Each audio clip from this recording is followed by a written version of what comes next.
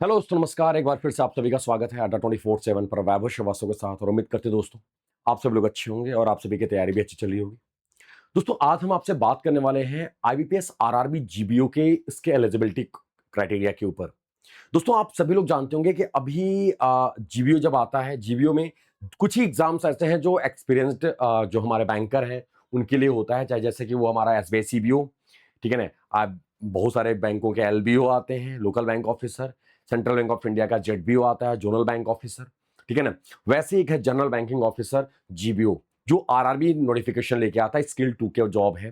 तो दोस्तों यहां पर आज हम लोग बात करने वाले हैं इसी के रिगार्डिंग, इसके एलिजिबिलिटी के रिगार्डिंग, ठीक है ना। और इसका एग्जाम पैटर्न और तो और हमारे इसका सिलेबस क्या हो सकता है, कैसे हम उसकी प्रिपरेशन के लिए हम जा सकते हैं। तो हमारा इसका बेसिक सिलेबस क्या होगा जिसे हमको कवर अप करना होगा, पढ़ना होगा। फाइनेंशियल अवेयरनेस और ऑल, रीजनिंग, इंग्लिश, मैथ, जीए की बात करें तो आज यार स्टार्ट करते हैं। स्टार्ट करने से पहले जितने भी हमारे नए दोस्त हैं जिन्होंने अभी तक चैनल को सब्सक्राइब नहीं किया है, चैनल को सब्सक्राइब करके बेल आइकन प्रेस कर लीजिएगा ताकि आपको लाइव नोटिफिकेशन क्लासेस की मिलती रहे टाइम टू टाइम। ओके। और आते हैं, स्टार्ट करते हैं। सबसे पहले इसके एज लिमिट की बात करते हैं।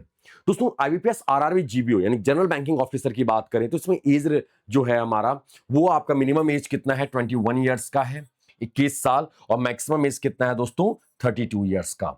मिनिमम और मैक्सिमम एज आपको याद रखनी है, मिनिमम 21 साल और मैक्सिमम 32 साल, ठीक है ना। ये ध्यान रखना। नॉर्मल बैंक पीओ में और उसमें आपका 20 और 30 साल आपको देखने को मिलता है, यहां पर आपका क्या है दोस्तों, 21 साल और 32 साल। दोस्तों इसका जो एज कैलकुलेट किया जाता है वो आपका डेट, जब नोटिफिकेशन आएगा तो उसका एक कट ऑफ डेट देते हैं, जैसे ऐसे लिख देता है जैसे कि 1 अगस्त, ठीक है ना, 1 अगस्त 2026 तक आपका मिनिमम एज जो होगा वो इसके 21 साल होना चाहिए या मैक्सिमम 32 साल होना चाहिए, इसके ऊपर नहीं। यानी कि इसके ऊपर तक आपका पहले 21 और 32 साल का हो जाना चाहिए। तो ये कट ऑफ डेट है। ये डेट कौन डिसाइड करेगा, ये आईबीपीएस जब फॉर्म आता है, हमारा फॉर्म फिलिंग होता है, आईबीपीएस आरआरबी का फॉर्म आता है, हमारा नोटिफिकेशन आने वाला होता है, उसमें नोटिफिकेशन में ये मेंशन कर देते हैं ये लोग। एक एग्जांपल बता रहे हैं हम आपको, या 1/7, 1/8 ऐसे करके मेंशन करते हैं वहां पर, ठीक है ना। तो वो कट ऑफ डेट होगा, वो ऑफिशियल नोटिफिकेशन में आपको दिखेगा। ओके। दोस्तों हमारी गवर्नमेंट के द्वारा जो एज रिलैक्सेशन होता है, एज पर गवर्नमेंट नॉर्म्स जो रिलैक्सेशन होते हैं वो आपको सभी जगह पे मिलता है, सारे गवर्नमेंट जॉब के उसमें देखने को मिलते हैं। तो उसमें है दोस्तों आपका एससी और एसटी। एससी और एसटी की बात करें तो दोस्तों उसमें 5 इयर्स का एज रिलैक्सेशन है। ओबीसी की बात करें तो दोस्तों 3 साल का है। पर्सन विथ डिसेबिलिटीज की बात करें तो 10 साल का है। Ex serviceman service period plus 3 years up to 50 years of SC ST. Ex serviceman commission officer 5 years. Person affected by 1984 दंगे में 5 इयर्स। तो बेसिकली आपको याद रखना है, उनको एज रिलैक्सेशन हमारी गवर्नमेंट एज इट इज देती ही देती है। जैसे कि नॉर्मली आपको यहां पर देखने को मिल रहा है, ठीक है ना, 21 से 32 साल नॉर्मल एज रिलैक्सेशन तो रहेगा ही, बट 21 से 32 साल का जो एज एक वो है, मिनिमम 21 साल और मैक्सिमम 32 साल के ही कैंडिडेट इसको अप्लाई कर सकते हैं, इस फॉर्म को फिल कर सकते हैं, ठीक है ना। अब बात आती है दोस्तों इसके एजुकेशनल क्वालिफिकेशन की, जो सबसे इंपॉर्टेंट पॉइंट होता है, जो आपको देखने को मिलता है। और आप में से बहुत सारे लोग इस चीज को लेके बड़ा कहते हैं, कह सकते हो आप ऐसे कि कंफ्यूज होते हैं कि भाई कैसे कौन से लोग अप्लाई कर सकते हैं। तो पहले तो याद रखना, officer skill 2 general banking officer, यानी कि जो मैनेजरियल पोस्ट होती है आपकी, ठीक है ना। इसमें दोस्तों जो एजुकेशनल क्वालिफिकेशन होता है वो बैचलर डिग्री माना जाता है इन एनी डिसिप्लिन, किसी भी डिसिप्लिन से हो, डजंट मैटर, कोई फर्क नहीं पड़ता आपको, BA, BSc, BCom, BBA, MBA, whatever जो भी है, ठीक है ना। तो बीबीए कहने का मतलब एमबीए तो मास्टर हो जाएगा, बट आपको किसी भी बैच, कोई सा भी बैचलर डिग्री आप अगर है आपके पास तो आप एलिजिबल हो, पहली चीज। और दूसरी चीज, मिनिमम 50% मार्क्स आपका एग्रीगेट होना चाहिए ओवरऑल ग्रेजुएशन में, यानी कि first year, second year, third year को एग्रीगेट जो मार्क्स होंगे वो 50% होना चाहिए कम से कम। लास्ट ईयर के नोटिफिकेशन की बिहाफ पर बता रहे हैं, बेस्ड ऑन लास्ट ईयर, यानी कि पिछले साल की जो ऑफिशियल नोटिफिकेशन आया था उसके बिहाफ पर 50% आपका एग्रीगेट मांगता है ग्रेजुएशन में। और आपका किसी भी स्ट्रीम से आपने ग्रेजुएशन किया है फर्क नहीं पड़ता। लेकिन दोस्तों इसमें प्रेफरेंस दिया जाता है, इसमें प्राथमिकता दी जाती है फॉर डिग्री इन बैंकिंग, ठीक है ना। अगर आपके पास बैंकिंग की डिग्री है, finance, marketing, agriculture, horticulture, forestry, animal husbandry, vet science, agriculture engineering, pisciculture, agriculture marketing and cooperation, information technology, management, law, economics and accountancy, इनको क्या दिया जाता है दोस्तों, इन सभी को प्रेफरेंस दिया जाता है। और ये दरअसल प्रेफरेंस तब, क्योंकि ये स्पेसिफिक हो जाते हैं एक कोर्स से और इनको एक्सपीरियंस होता है तो बैंक उनको प्रायोरिटाइज करती है। दोस्तों नेशनैलिटी की बात करें तो नेशनैलिटी वही है कि इंडियन होने चाहिए एंड ऑल, ये सारा कुछ जो आपका अभी जो नॉर्मली फॉलो होता है। फिर आते हैं दोस्तों इसके आगे में, क्या इसके मिनिमम सर्विस, इसका जो एक्सपीरियंस है ये आपको ध्यान रखना, इसका वर्क एक्सपीरियंस जो रिक्वायर्ड होता है दरअसल किसमें, जीबीओ में। दोस्तों जीबीओ में मिनिमम सर्विस रिक्वायरमेंट की बात करें, 2 years as an officer in bank और फाइनेंशियल इंस्टीट्यूशन। याद रखिएगा दोस्तों यहां पर फाइनेंशियल इंस्टीट्यूशन भी मेंशन किया गया है। तो आपको बता दें आईबीपीएस जो इंश्योरेंस सेक्टर के होते हैं उनको नहीं रखा जाता फाइनेंशियल इंस्टीट्यूशन में, याद रखना अकॉर्डिंग टू आईबीपीएस, तो वो नहीं होंगे। बट अगर आपका नॉर्मली किसी आप एनबीएफसी में रहे हो, होम लोन के एनबीएफसी में रहे हो, आपके पास 2 साल का एक्सपीरियंस है एज एन ऑफिसर, तो आप अप्लाई कर सकते हो दोस्तों। ये ध्यान रखना आप लोगों ने, क्या कर सकते हो, आप अप्लाई कर सकते हो गाइज, यहां पर इस चीज को ध्यान रखना आप लोगों ने। ओके क्या, एंड दोस्तों रिलेवेंट एक्सपीरियंस किसमें होना चाहिए, बैंकिंग ऑपरेशंस और फाइनेंशियल एक्टिविटीज। आप कोई सा भी फाइनेंशियल एक्टिविटीज है अगर उसमें उस कोर में आपका एक्सपीरियंस है तो आप क्या क्या है, तो आप एलिजिबल हो इस चीज को, इस फॉर्म को फिल करने के लिए मेरे भाई।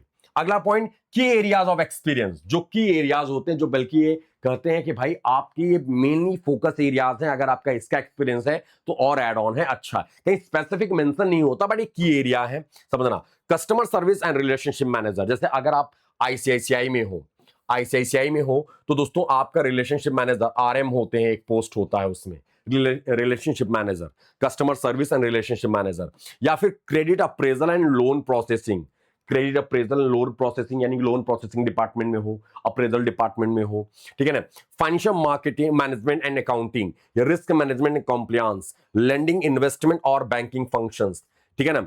ये दोस्तों ये है आप, तो कहीं से भी आपका ये की एरिया है, जो एक एग्जांपल के तौर पर ये बताया गया है कि अगर आपके पास इन सब का एक्सपीरियंस है तो आप दौड़ते हुए फॉर्म फिल कर सकते हो, बशर्ते आप ऑफिसर रैंक पे होने चाहिए और आपके पास 2 साल का अनुभव होना चाहिए, ठीक है ना, ये ध्यान रखना है। अब इसके बाद अगर हम बात करते हैं दोस्तों इसके प्रिफर्ड एक्सपीरियंस, तो वही है रिकॉग्नाइज्ड बैंक या फाइनेंशियल इंस्टीट्यूशन का आपके पास क्या होना चाहिए, प्रिफर्ड एक्सपीरियंस है, तो आपको प्रायोरिटाइज किया जाता है। इनफैक्ट नॉर्मली एक्सपीरियंस तो मांगते हैं, क्या ही प्रायोरिटाइज, बशर्ते आपको ये ध्यान रखना है 2 साल का अनुभव होना चाहिए आपको बैंक एंड फाइनेंशियल इंस्टीट्यूशन का, ठीक है ना, ये याद रखना। वही बैंक दोस्तों याद रखना, बीच में बवाल हुआ था कि कौन से बैंक, तो वही बैंक ऐसे याद रखना है।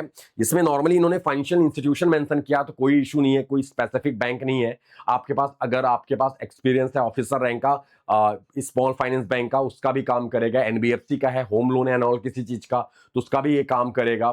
कोई आप ऐसा हैंडल कर रहे हो, देखो फाइनेंशियल इंस्टीट्यूशंस की बात हो रही है, ना कि इंश्योरेंस सेक्टर की बात हो रही है। ओके अगला पॉइंट दोस्तों, इसकी बात करें, इसका जो एग्जाम होता है वो सिंगल लेवल का एग्जाम होता है, एक एग्जाम करवाया जाता है, बस ओनली वन एग्जाम। क्या होता है, ओनली वन एग्जाम होते हैं दोस्तों इसमें। और इसमें आपको याद रखना है कि कैंडिडेट को मस्ट है अचीव करना minimum score to be considered for shortlisted, यानी कि अगर एक एग्जाम है, एक एग्जाम क्वालिफाई करने के बाद किसमें जाएंगे, तो इंटरव्यू के लिए, किसके लिए, इंटरव्यू के लिए, तो ये याद रखना है। तो एक एग्जाम क्वालिफाई करना है और मिनिमम स्कोर आपको उतना ग्रैप करना ही होगा। दूसरा, based on vacancies up to 3 times of the released vacancies may be called for the interview.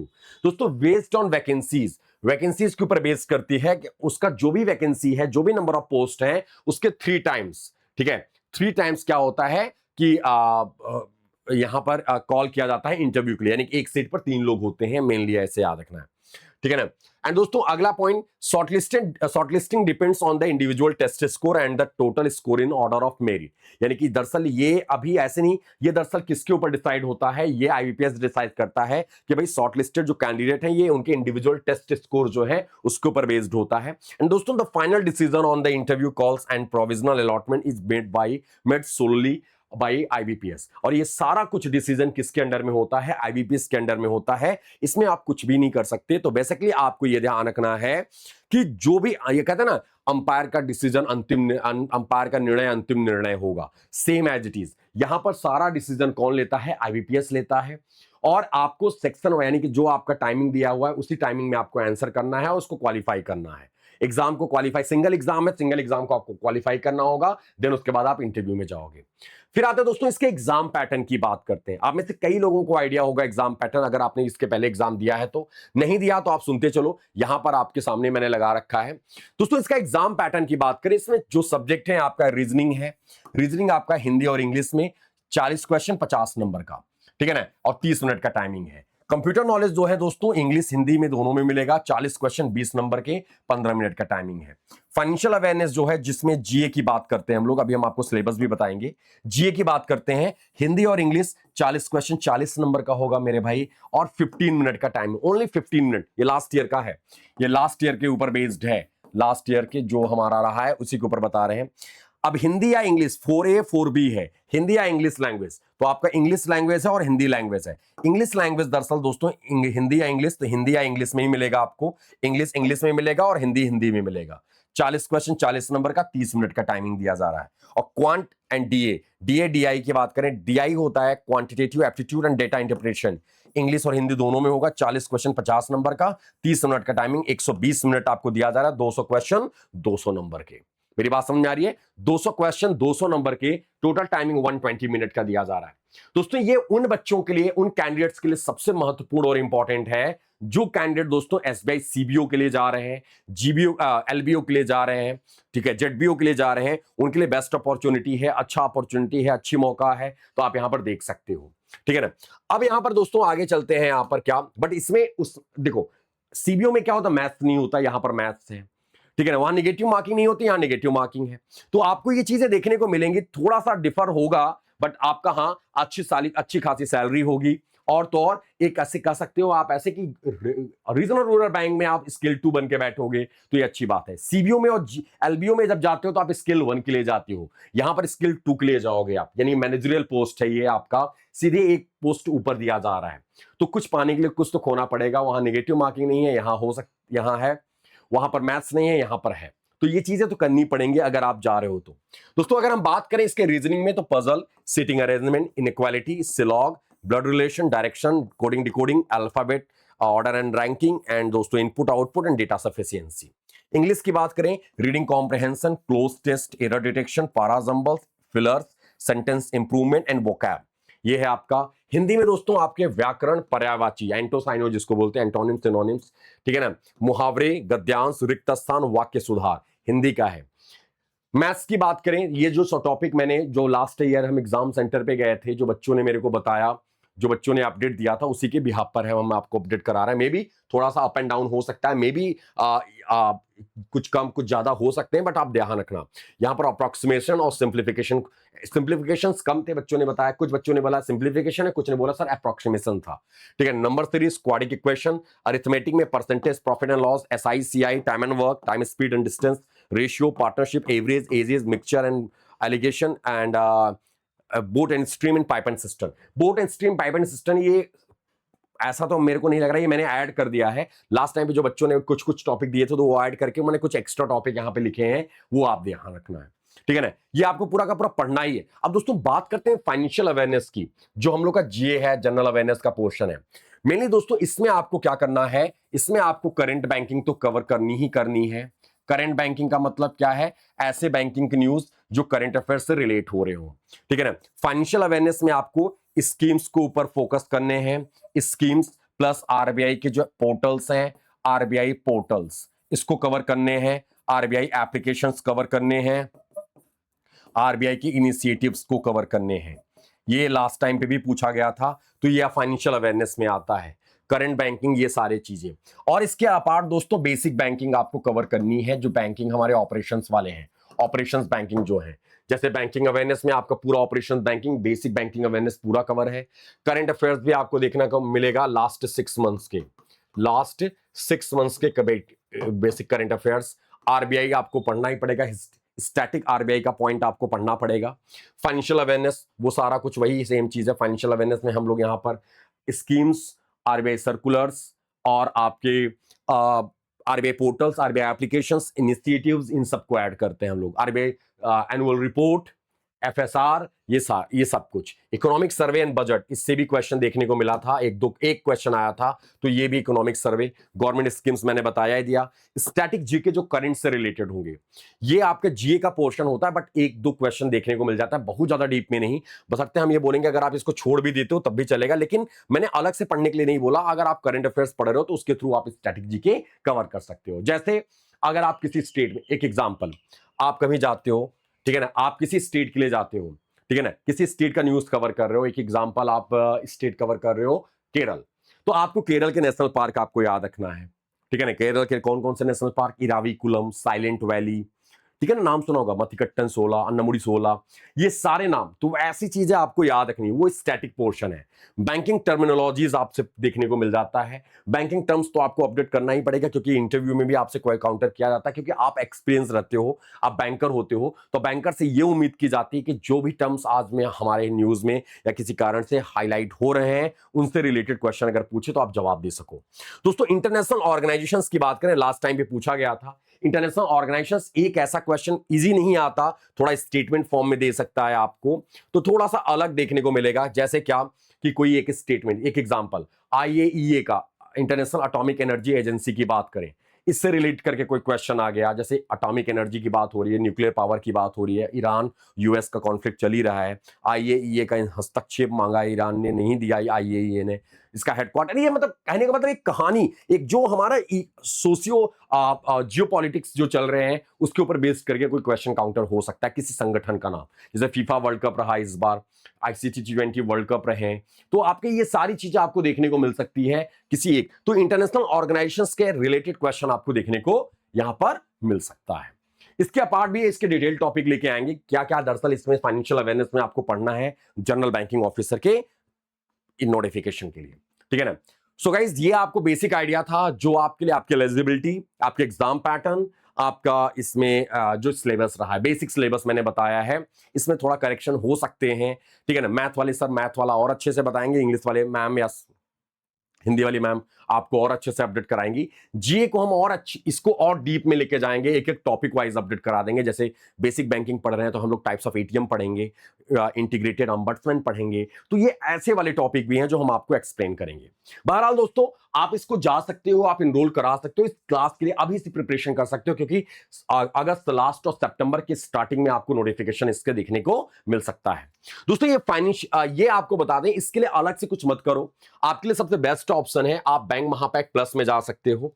आपको कोड अप्लाई करना है, क्या, Y307 कोड आपको याद रखना है, इस कोड को अप्लाई करके आप बताना, और हम आपको टेलीग्राम में भी ऐड कर देंगे, जो बेसिकली जहां पर हम आपको अपडेट देते रहेंगे, कुछ पीडीएफ और एंड ऑल, ये फाइनेंशियल अवेयरनेस, इन सब चीजों के बारे में अपडेट कराते रहेंगे। क्लासेस आपके स्टार्ट हो जाएंगी जल्दी, ठीक है ना, तो आप इस कोड के साथ एनरोल करा सकते हो। इस बैंक महापैक प्लस में दोस्तों आपको सारी चीजें मिलेंगी, लाइव क्लासेस, वीडियो कोर्सेज, या फिर हमारे ई बुक, और ई बुक के साथ साथ हमारे मॉक टेस्ट, ठीक है ना, ये सारा चीज आपको अपडेट मिलेगा, कुछ अलग से करना नहीं है, इंटरव्यू इंक्लूडिंग इंटरव्यू, ठीक है ना, तो ये सारी चीजें आपको इसी में मिल जाएंगी। और अगर दोस्तों आपको लग रहा है कि नहीं, हम केवल जीए के रिगार्डिंग जाना चाह रहे हैं, तो ये मेरा योद्धा प्रीमियम का बैच है, 2026 में लाया था मैंने, मतलब 26 चल ही रहा है कहने का मतलब, ठीक है ना, ये बैच अभी चल रहा है, जिसमें हम बेसिक बैंकिंग कवर कर रहे हैं, और तो दोस्तों फाइनेंशियल अवेयरनेस भी आपका अभी चल ही रहा है, एंड दोस्तों करंट अफेयर्स भी इसमें हो रहे हैं, आपका स्टैटिक जीके भी है इसमें, तो आप इस कोड के साथ एनरोल करा सकते हो। इन सबसे बेस्ट अगर आप इसको ले लेते हो तो ये भी आपको मिलेगा यहां पर, अगर आप इसको लेते हो तो इंडिविजुअल आपका मिलेगा, अदरवाइज ये लेते हो तो आपको सारी चीजें मिल जाएंगी यहां पर। आपकी कॉल है, आप देख सकते हो, कोड आपको याद रखना है 307 कोड। ओके गाय, ओके डियर, सो आज के लिए इतना ही, और कोई क्वेश्चन कोई क्वेरी होगा तो प्लीज आप जरूर आप कमेंट में मेंशन कीजिएगा, उसके ऊपर क्लास लेके आएंगे या आपके डाउट क्लियर करने की कोशिश करेंगे। थैंक यू यार, बाय बाय, महादेव, राधे राधे।